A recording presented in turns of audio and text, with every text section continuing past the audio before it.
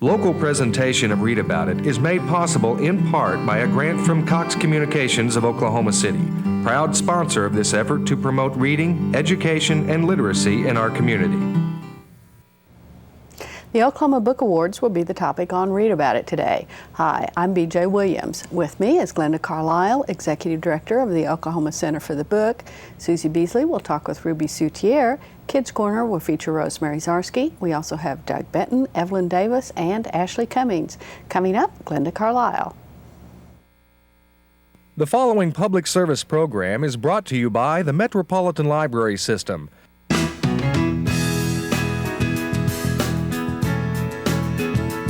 And now, Read About It, with your host, BJ Williams.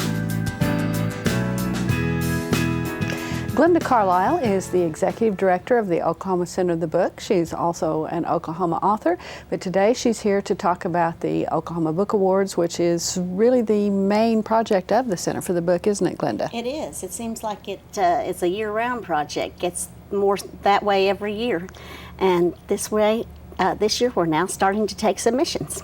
And submissions are books that have been published in the year, in this year, 2002. Right, from January to December of 2002. And they have to be written by either an Oklahoma author, or if it's not an Oklahoma author, they have to have, what, an Oklahoma theme? An Oklahoma theme. Okay. And then they're submitted to you. That's right. They have to submit 6 copies of the book. Now, we don't have any kind of an entry fee, but 6 copies of the book. We have 5 judges for each category, and then the 6th book goes to the Oklahoma room in the Department of Libraries after the contest. And that's where actually the Oklahoma Center for the Book is at the Oklahoma Department of Libraries. That's right, it is. And then when do you announce the winners for this? In January will be the last time that they can submit books, the first week of January. And then in the beginning of February, we'll announce the finalist. And the winners will be announced on March 8th at a book award dinner at the Petroleum Club. And anybody actually can come to that dinner, can't they? They certainly can. And it's a wonderful time to get to meet authors. We'll have, before the dinner, we'll have a book signing. And then after the dinner, they can also get the winners' signatures. And so it's a wonderful evening to just be around book people. Mm-hmm. Now, how many books do you usually get as entries? We usually get around 110 to 120. That's quite a bit. You don't think of Oklahoma, which doesn't have that large a population, as really having quite that many people who write books about it. It has been said, and I don't have the basis for this, but per capita, Oklahoma has more authors than any other state. Well, I've heard that several times, but like I said, I don't know where that has actually come from. Right. Well, it does seem that way if you get over 100 books every time. Now, this is not all adult fiction books or that. You have a number of categories, don't you? We have 5 categories. We have the nonfiction, fiction, poetry, children's, and design illustration. Now, design illustration, for people who just pick up books and read and don't know much about them, design is putting the book together, deciding the typeface, deciding what goes on the cover, and all sorts of very esoteric things, not all of which I think I understand, are part of that design category. I mean, there are people who actually do that. Mm-hmm. And sometimes people put it in just because on the basis of the cover that is done by an Oklahoma artist. Sometimes it's the entire book and the way it's been put together. And in that category also are illustrators, and then photography also fits in that. It's real interesting because in the several years that we've been doing this, we've had winners from all the different facets. We've had winners from that are illustrators, children's books illustrators. We've had photographer David Fitzgerald. We've had winners for the design. So, well, I'm thinking of Carol Harrelson, who worked in Tulsa for a number of years and is a very good designer of books. When she puts a book together, it really looks good. Oh, Carol has actually won the book award more times than anyone else. Oh, and she's won 5 times. I think she started getting embarrassed that she kept winning every year, but she is so good. Well, that's why she keeps winning. beginning. And I would say that you aren't aware of what she has done. She does it so well. That you just know that it's a book that's a pleasure to hold and a pleasure to look through and to read. And, right. For instance, she did the book on the governor's mansion, and you know, you look through the book and you think that the placement of the pictures is so excellent, but you don't really think about someone who has really put together the design of the entire book. Mm-hmm. But we also, while we're on this particular aspect of it, we also have some very fine artists here who do really wonderful children's books. I'm thinking of Mike Wimmer and Kim Donor in particular. Both of them have won the book award for that category. That's right. And DeLoss McGraw has won, and Lane Smith, who did the one on the real true story of the Three Little Pigs, and several books like that has kind of a whimsical look about it, has also won. So yeah, we've had winners that from designing very intricate books to fun children's books, picture books. Mm-hmm. Now the nonfiction category it's very general. I know there are some centers for the book that have what seems like an endless list of categories in their nonfiction, but you just put them all together, and I guess just whatever is the best that year becomes the book award winner. It's really tough to divide up the nonfiction. We do have just one category for nonfiction. We've talked about it many years as dividing it up, but it becomes, sometimes you get a whole lot of books that seem to fit one category. You get a whole lot of books on travel one year, and maybe the next year you don't get any on travel, but you get quite a few biographies. There's one state that I know of that changes the categories every year according to what they get, and I think that would really be a lot of trouble. But sometimes they'll have one that's on a religion or philosophy, and then maybe the next year they don't have that, and maybe they have a travel, and it's very hard to divide that one. Now, if people want more information about the Oklahoma Book Awards, about how to enter a book, and so on, then they can contact you. They can either phone you at the Department of Libraries, and I think we should have up on the screen your phone number, and also they can go to the website and get more information about the Oklahoma Book Awards, and also about the Oklahoma Center for the Book, which does do a few other things than just the book awards, although, as you said, that's a year-round thing. But one of the things that you're doing right now is helping the Library of Congress, which the Center for the Book here in Oklahoma is associated with. They're promoting a big book festival that's going to be happening soon. Big book festival. This will be the second one in Washington, D.C., in the lawn of the Library of Congress, and it will be Laura Bush's Festival of Books. It will just be one day, September 12th, but there will be... October 12th. October 12th, I'm sorry, October 12th.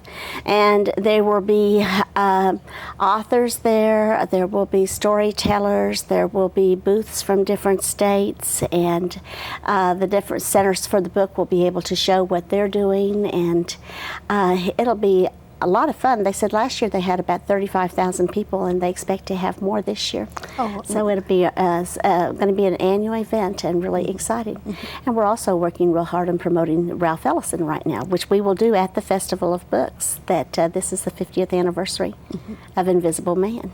That's right. And now the celebration of books is coming up in Tulsa right at the end of the month, and then there's going to be a literary landmark dedicated here at Ralph Ellison, isn't there? Right.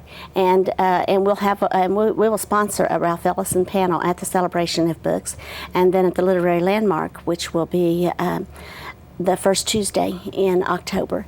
It will be at the Ralph Ellison Library, and the Friends of the Oklahoma Libraries and Friends of the Metropolitan Library and the Metropolitan Library and lots of other people are joining together for this literary landmark in honor of Ralph Ellison. That sounds great. And I want to thank you, Glenda, very much for being with us today. Thank you, BJ. Glenda Carlile has been telling us about the Oklahoma Book Awards. You can find out more by giving her a call. And coming up next, we have Susie Beasley. She'll be talking with Ruby Soutier about a book that we'll all enjoy. Ruby, tell us about Mean Spirit by Linda Hogan. Mean Spirit is a very powerful book. It's a novel, and it's a fictionalized account of the way the federal government treated the Osage Indians in Pawhuska, Oklahoma in the 1920s. Right. This book opens with a lady named Grace Blanket, and she is taking her daughter Nola and her daughter's friend, they're teenage girls, and they are going to church, and they're walking down the road, and as they're walking down the road, some men in a car come driving by, and when they turn around to come back, Grace sends her daughter and the other girl to hide, and what happens is the men kill Grace Blanket, Right. and make it look like she was drunk and committed suicide. They set the scene that way. And they do look for the girls, but they're unable to find them, so they finally leave. But the Osage Indians were given the very worst possible land Right. in the county, Right. Mhm. and it turns out that the land has oil on it, which is what starts The whole. the whole thing. But what they were doing was they were stealing the land if they possibly could. They were marrying the Married young into the tribe. girls and then getting control of the oil rights that way. And part of the time the federal government had people as guardians of the Indians. They treated them as though they were children, Right, and or they not signed real documents that they bright, didn't know what they were signing. and they would do horrible things to them. So what did you find the most interesting about this book, Mean Spirit? Well, the thing that I found most interesting is the author is a Chickasaw poet, and I'm not sure if this may be her first novel, but she really knows Indian culture. She knows a lot about Native Americans, since of course she is a Native American.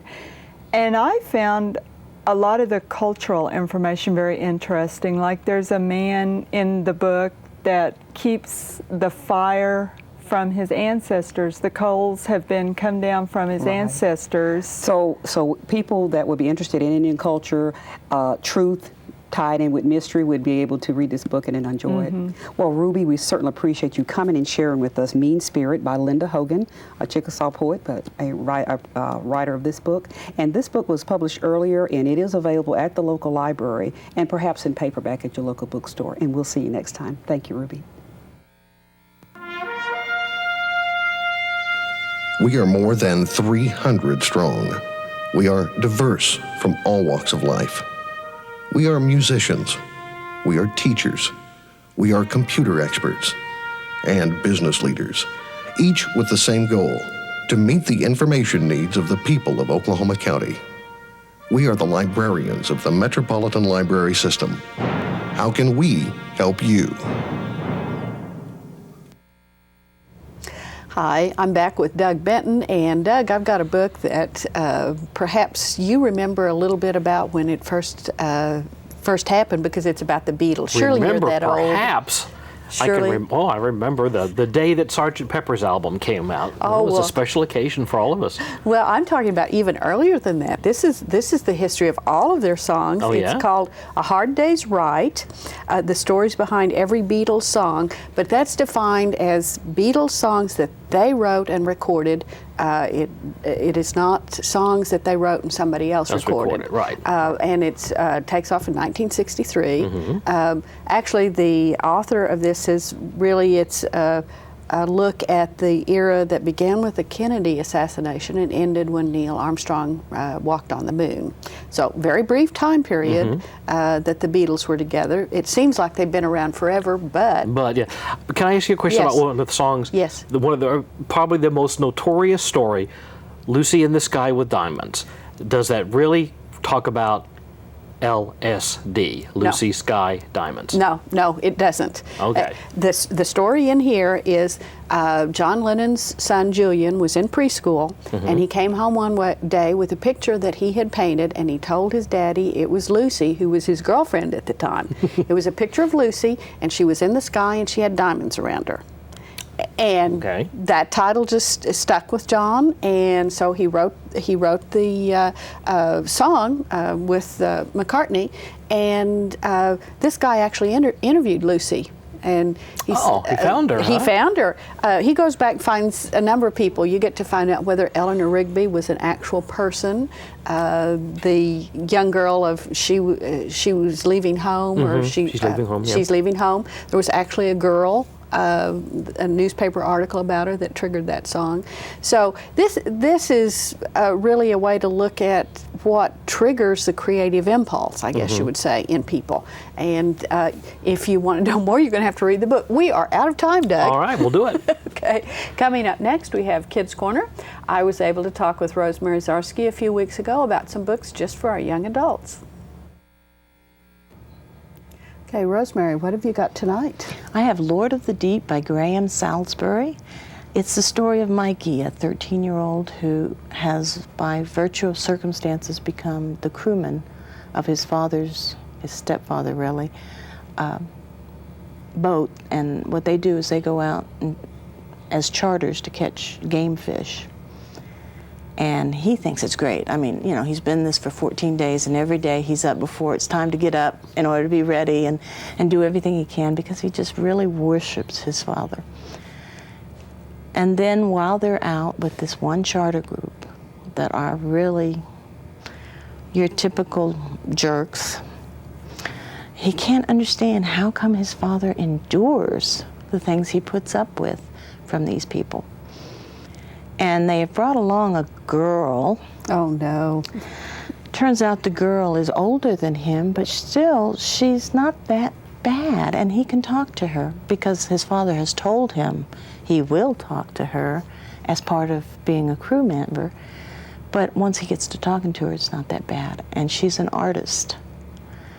And she draws a picture of his father that he asks if he can have. And she says, yeah. But then they catch a game fish, but it's not totally according to the rules. And that means it can't count, but it's going to break all the records if it can count.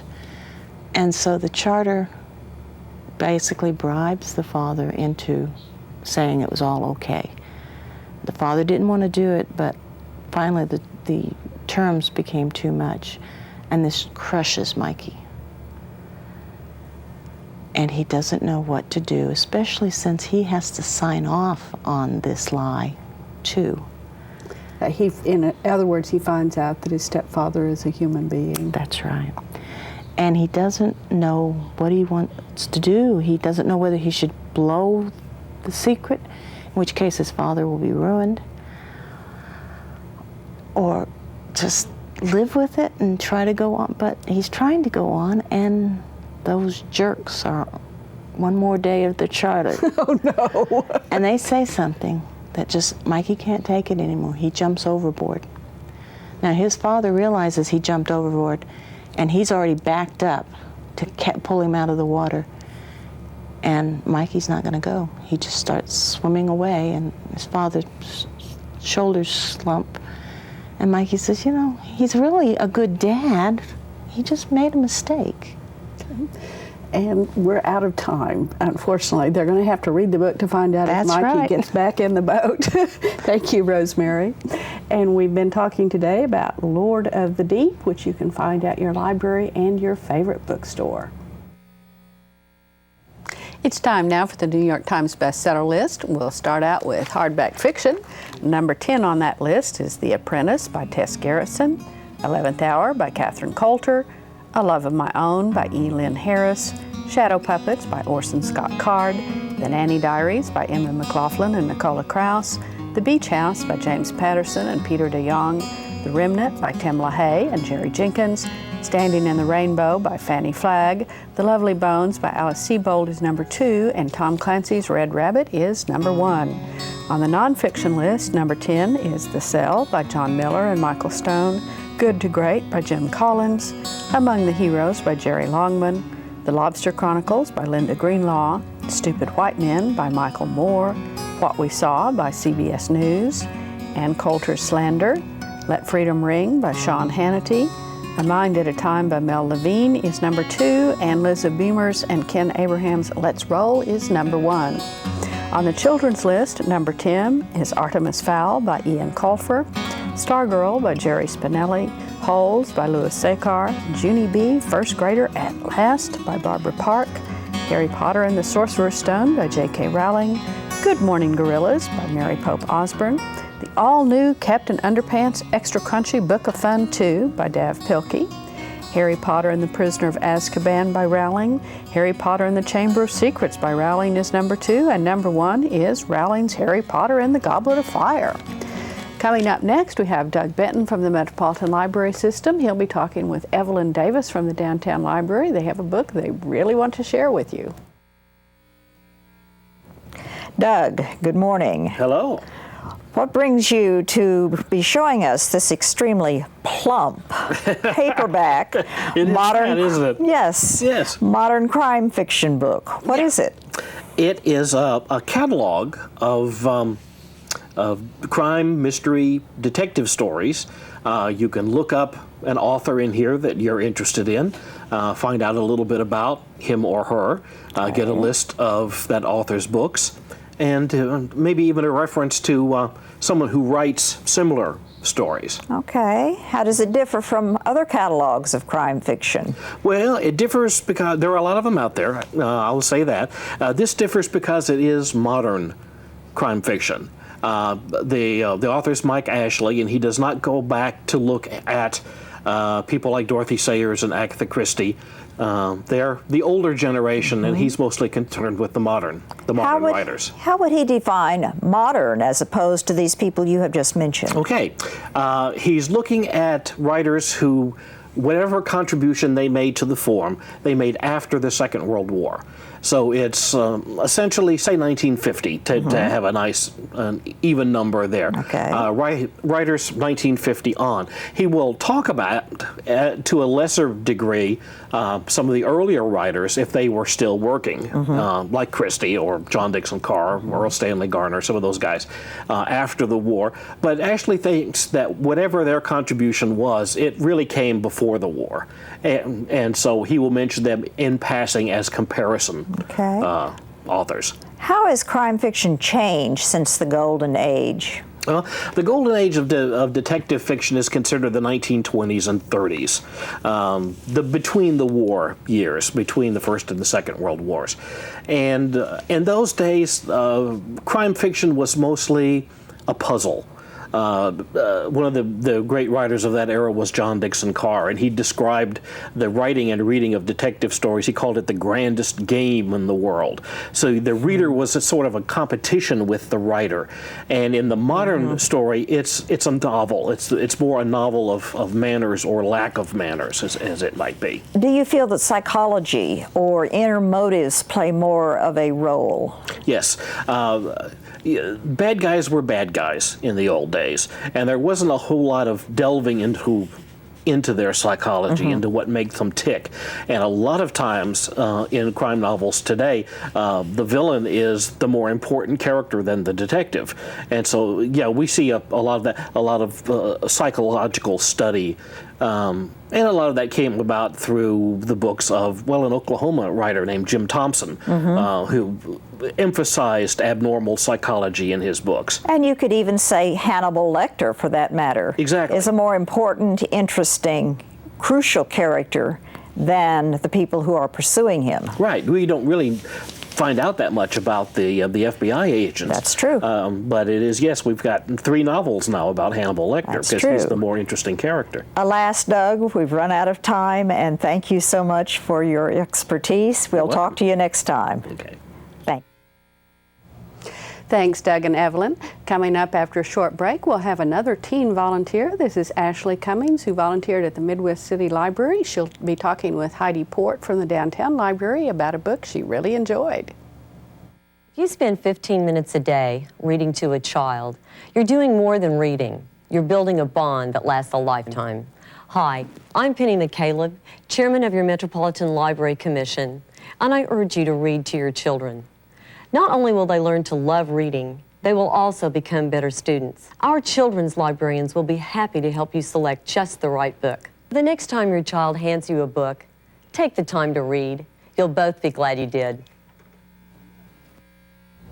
So, Ashley, can you tell me what book you brought to share with us today? I brought I Am the Cheese by Robert Cormer. And tell me why you like this book. I liked it because it was really different from everything that I've read before. It was completely out there. It gets you thinking one thing, but then turn around and it's completely different. And why did you choose this book? How did you know about it? Well, actually, I was looking through the library and I saw I Am the Cheese and I thought, what would this book be about? And I opened up and I started reading one of the pages and I was like, well, this is pretty interesting. So I just picked it and started reading it. So was it one of those that you just couldn't put down? You had to keep reading the whole thing? I had to keep reading to figure out what was going on. How long did it take you to finish the book? 2 days.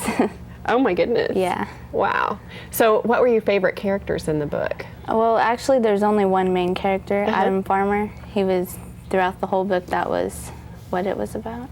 And tell me what you liked about him and his part in the book. It was pretty interesting because there was two sides to it. One part, he's riding his bike to go see his dad in Rutherford, Vermont.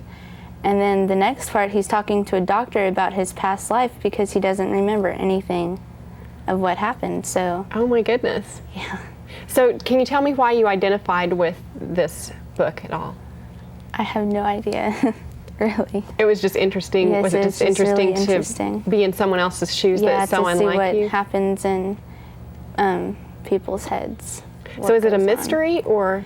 It's more like, in a way it is, because you don't really know why he's talking to a doctor, but as you keep going, you figure out what's going on and why he's there and everything. So can you tell me some other books that this author has written? He's written The Chocolate War and Beyond the Chocolate War, and there's a whole bunch more. And have you read any of his other books? I read The Chocolate War a long time ago, so I don't really remember what it's about, but it was pretty good. Okay. And can you tell me any other books that are like this one that you've enjoyed? No, I haven't really. This one's pretty unique from everything else that I've read. Really? Yeah. Speak is one that would work. Speak, it's about a girl who's an outcast, basically, and it's about her life. So who would you recommend read this book? Would you? Anyone, really, to get the idea of what it's like in a different person's shoes, to see what they think, how they think, what they think for, and everything like that. Did you learn anything from reading this book? No, not really. It was just more of a fun read? Yeah, it was more of a fun read. It's more like, this is interesting. Nothing you'd ever want to live through, though? No, never. I would never want this to happen to me. That was terrible. So did it have a pleasant ending? I mean, don't tell us what the ending is, but... No, not really. It's pretty much a sad ending. So kind of a dark... Yeah. Okay. Well, I appreciate your being with us so much, Ashley, and thanks for bringing I Am the Cheese, and we'll look forward to seeing you again sometime. All right. Thanks. Thanks. Thanks, Heidi and Ashley. Don't forget to check out the Metropolitan Library System on its website at www.metrolibrary.org. You can find out all about the library system, where all of the libraries are, what programs are available. You can even put books on reserve and have them waiting for you when you drop by your very favorite library. Thanks for being with us. We'll see you again next time.